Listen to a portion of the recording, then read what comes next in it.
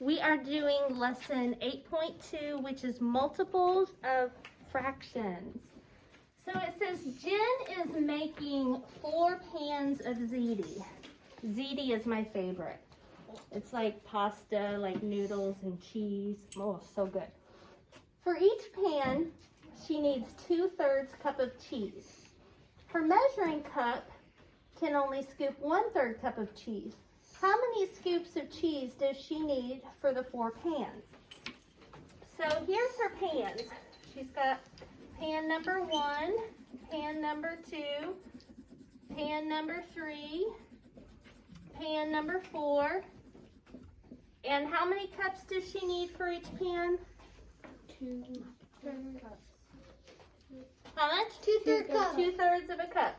So she needs 2/3 for this cup, 2/3 for this pan, 2/3 for this pan, and 2/3 for this pan. Which is the same thing as 4 times 2/3, right? 4 groups of 2/3. So what does 4 times 2/3 equal? 8/3. 8/3. Now, her measuring cup only holds 1/3, kind of like a unit fraction. So to get 8/3, how many times is she going to have to fill up her measuring cup? That's 1/3. 8. What is it, 8 Dakota? times. 8 times. 8 times. So she's gonna go take her 1/3 cup for this pan. Can you give yourself a point, Shelby? 1. So it was Dakota who answered. Oh, yes, sorry. She got up and I was thinking. Okay, you're good. 1, 2, 3, 4, 5, 6, 7, 8. So 8 times 1/3, right? Okay. So let's write 2/3 is the same as 1/3 plus 1/3, or 2 times 1/3. So on all those top spaces, we're going to write 1/3. Okay? Next, 4 times 2/3 is the same as 4 times 2 times 1/3, which is the same as 8 times 1/3, or 8/3.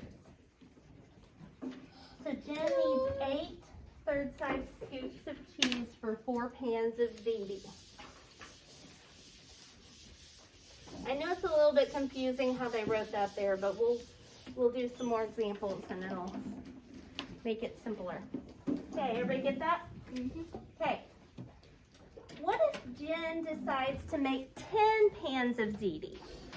So we knew that for 4 pans of ziti, she needed how many scoops? 8. 8. So let's do a pattern. So for 1 pan, she needed 2 scoops, right? For 2 pans, she would need 4 scoops. For 3 pans, 6 scoops. For 4 pans, 8 scoops. What is happening? They're all. Do you see the pattern? Yes, they're all 1, 2, 3, 4, 2, 4, 6, 8. And they're all really like a half, aren't Yes, they? I was gonna say that, but I didn't know how to word it. Yeah, they're all equivalent to half, right? Because they're all equivalent to half, but it's because the scoop number is double the pan number. So for 1 pan, you double it, need 2 scoops. For 2 pans, you double it, need 4 scoops. So for 10 pans, how many scoops would she need? 20. We'd have to double it, remember? Okay. So that's what we're going to write down. Describe the pattern you see. For each pan, she needs 2 scoops.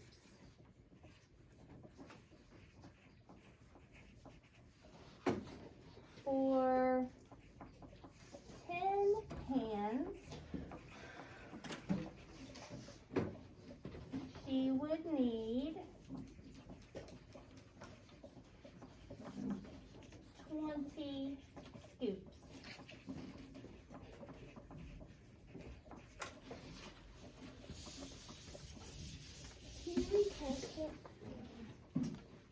What? I thought you were casting it, but For each pan, she needs 2 scoops. For 10 pans, she would need 20 scoops. Okay, next page. You have learned to write multiples of unit fractions. You can also write multiples of non-unit fractions. So if you'll recall on Friday, we did, when we find multiples, we multiply a counting number times a fraction. So if we were finding multiples of 1/6, we would start with 1 times 1/6, and that equals 1/6, right? 2 times 1/6 would equal what? 2/6. 3 times 1/6, 3/6, and so on, right? Okay, so now we're doing multiples of regular fractions, and Waylon, it's really going to help you a lot if you write out the counting number times the fraction down underneath. So let me show you what I mean. It says use a number line to write multiples of 2/5. So we are finding multiples of 2/5. And if we start with 2/5 times 1, what would that equal? 2/5. 2/5 times 1. 2/5. 2/5. Okay, 2/5 times 2. 4/5. Very good. 2/5 times 3. 6/5. Okay, so 2/5, 4/5, 6/5. What would be next? 8/5. 8/5. What would be next? 10/5. 10/5. Okay. And so we've got 8/5 and 10/5. So our multiples are 2/5, 4/5, 6/5, 8/5, and 10/5. Remember, since we're starting with a 2, we're counting by 2s.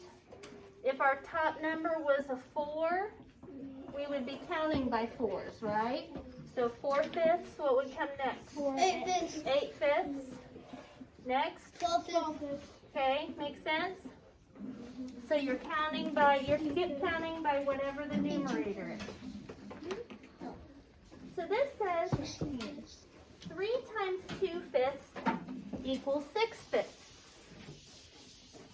Now I know the directions can be a little bit tricky on here, but we've got to pay attention to what it's telling you to do. It says write 6/5 as the product of a whole number and a unit fraction. So first they gave us the problem 3 times 2/5, and they told us the answer, which is 6/5. Now they want us to turn 6/5 into the product, meaning a multiplication problem, of a whole number and a unit fraction. So what's our denominator going to be? 5. And what's our whole number going to be? 6. Okay, makes sense? Waylon, are you paying attention back there? Okay, here we go. So 6/5 is the same as 6 times 1/5. And if you'll notice here, all of these are equivalent. 3 times 2/5 equals 6/5, and 6/5 equals 6 times 1/5. So we're putting stuff together and breaking it apart. Everybody get that written down? Okay. We're going to cross out number 2. We're not going to do that one. On the next one, it says write 3 multiples of 3/8. So 1, I want you to circle this just like I'm doing. 1 times 3/8 is 3/8. 2 times 3/8, 6/8. 3 times 3/8, 9/8.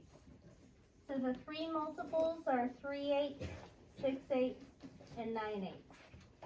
3/8, 6/8, and 9/8.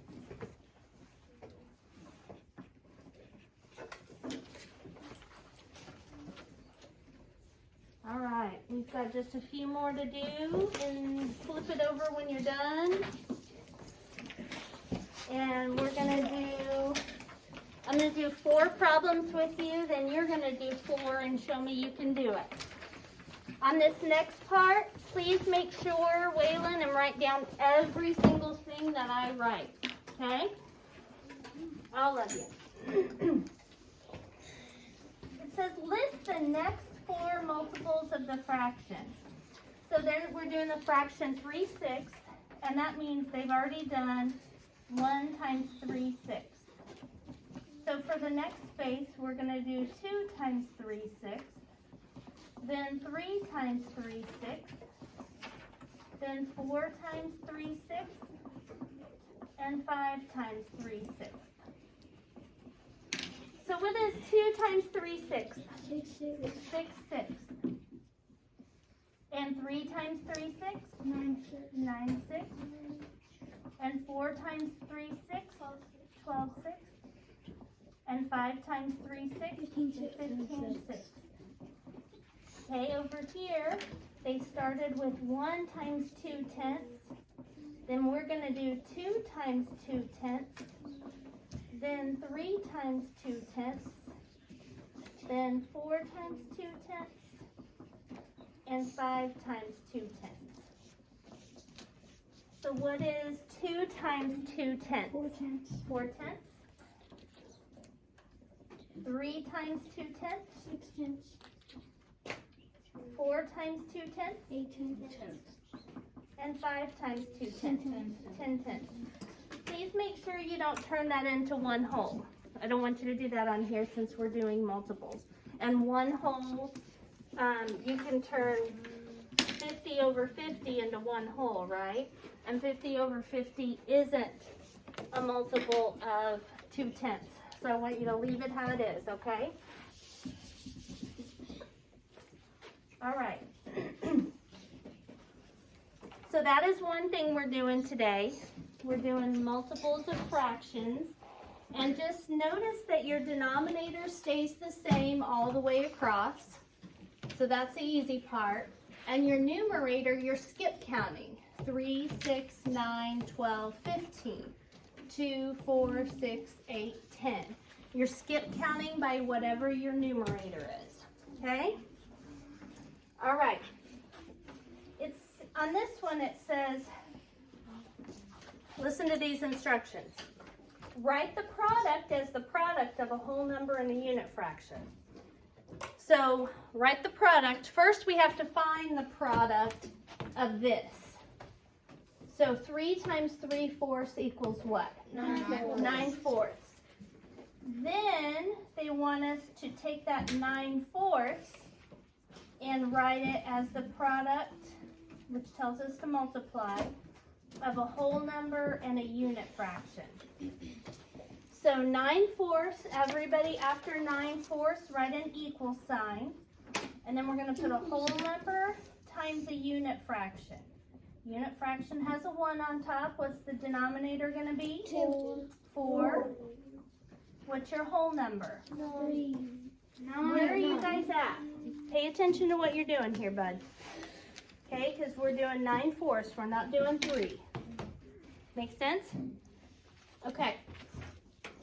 Now we have to solve 2 times 4, 6. What does that equal? 8/6. 8/6. Good, Brenly. And now we're going to take 8/6 and split it into a whole number times a unit fraction. So we're going to have a whole number times a unit fraction, which has a 1 on top. What's the denominator going to be? 6. 6. What's the whole number going to be? 8. 8. You guys get that? Mm-hmm. So now you guys are going to do the next 4 problems yourself. They're going to be exactly like these 4 problems, okay? So if you get mixed up, go back and look at these examples we just did. Raise your hand when you're finished, and then I'll come by and check it. Do we have to repeat?